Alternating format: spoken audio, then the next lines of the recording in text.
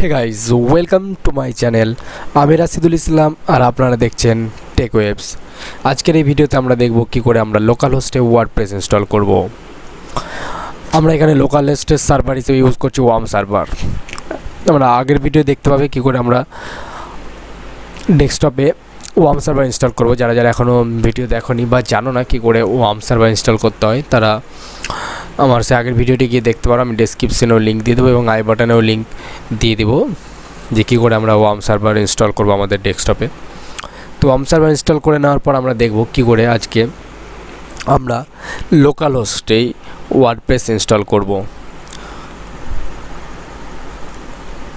WordPress একটা CMS software, যেখানে আমরা খুব ইজিলি যে কোনো ধরনের আমরা ওয়েবসাইট বানাতে পারি। বিভিন্ন ধরনের থিম যেগুলো ডাউনলোড করে, মানে প্রিবিল্ড কিছু থিম থাকে বা কিছু প্ল্যাগইন ইউজ করে খুব ইজিলি আমরা নানান রকম, যেমন পার্সোনাল ব্লগিং ওয়েবসাইট, ই কমার্সের ওয়েবসাইট, নানান রকম অনেক কিছুই আমরা ডেভেলপ করতে পারবো। তো আমরা আগে দেখব কী করে আমরা ওয়ার্ডপ্রেসে গিয়ে বিভিন্ন ধরনের ওয়েবসাইট আমরা ইনস্টল করতে পারবো। তো আজকে জাস্ট ফার্স্ট স্টেপ আমরা দেখব যে কী করে আমরা আজকে লোকাল হোস্টেই ওয়ার্ডপ্রেসটাকে ইনস্টল করব।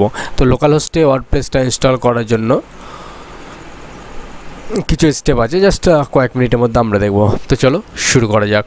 তার আগে আমি বলে দিই, যারা যারা আমার চ্যানেলে নতুন এসছে, এখন আমার চ্যানেলকে সাবস্ক্রাইব করোনি, তা অবশ্যই আমার চ্যানেলটি সাবস্ক্রাইব করো এবং ভিডিওটি শেষে গিয়ে যদি ভালো লাগে তাহলে অবশ্যই লাইক বাটনটি ক্লিক করে বন্ধুদের সাথে শেয়ার করে সবার দেখার সুযোগ করে দিও। তো চলো শুরু করা যাক।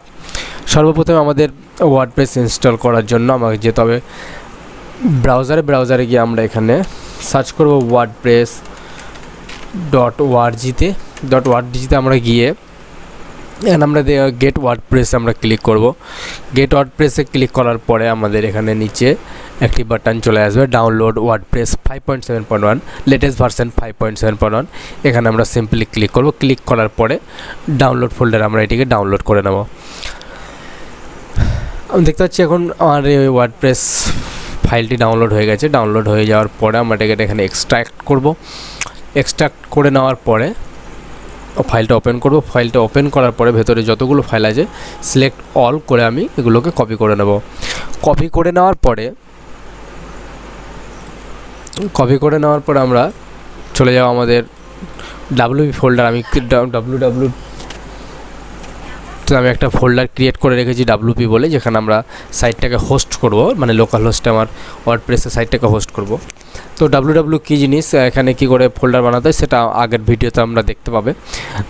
তো আমি এখানে গিয়ে এটাকে পেস্ট করব। পেস্ট করলে ওয়ার্ডপ্রেসের সমস্ত ফাইল আমার এখানে চলে আসবে ডাব্লিউপি ফোল্ডারে চলে আসার পরে সিম্পলি আমরা চলে যাব ব্রাউজারে গিয়ে আমরা সার্চ করব লোকাল হোস্ট /wp যেহেতু আমার ফোল্ডারের নাম, সো আমি এখানে চলে আসবো। এখানে আমি একটা দেখতে পাচ্ছি যে একটা ইনস্টলেশন পেজ খুলে গেছে, ইনস্টলেশন ফোল্ডার চলে এসছে একটা পেজ। কিন্তু তার আগে আমাদের আরেকটা ডেটাবেস দরকার, যেখানে এই ওয়েবসাইটের এই সাইটের যতগুলো ডেটা আমাদের সেই ডেটাবেস থাকবে, কারণ ওয়ার্ডপ্রেস ডেটাবেস ছাড়া ইনস্টল হয় না। তো আমরা একটা ডেটাবেস ক্রিয়েট করার জন্য আমরা চলে যাব PHP মাই অ্যাডমিনে লোকাল হোস্টেরই।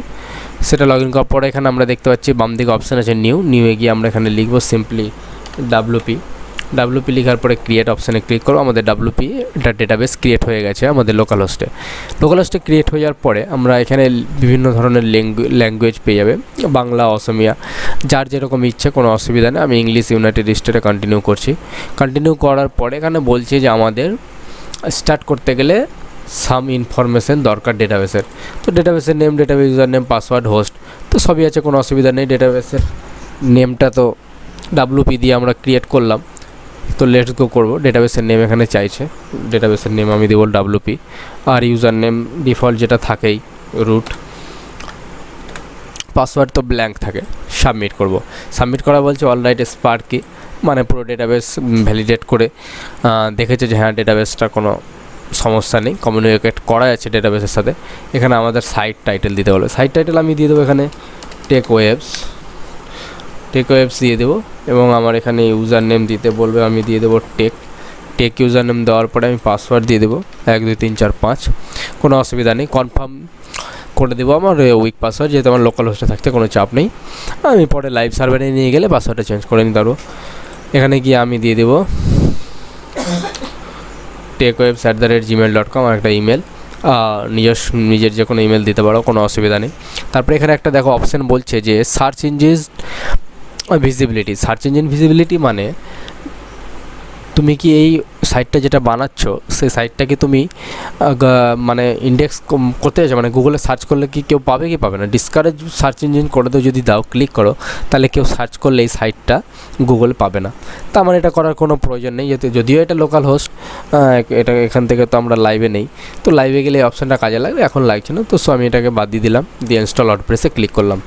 সিম্পলি ইনস্টল ওয়ার্ডপ্রেসে ক্লিক করার পর আমরা দেখতে পাচ্ছি যে success, WordPress has been installed, মানে আমার ওয়ার্ডপ্রেসটা অলরেডি ইনস্টল হয়ে গেছে।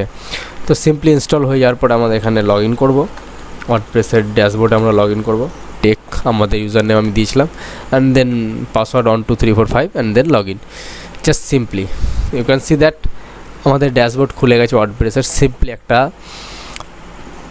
মাত্র কয়েক মিনিট আমরা ওয়ার্ডপ্রেস ইনস্টল করতে পেরে গেছি আমাদের লোকাল হোস্ট সার্ভারে খুব ইজিলি।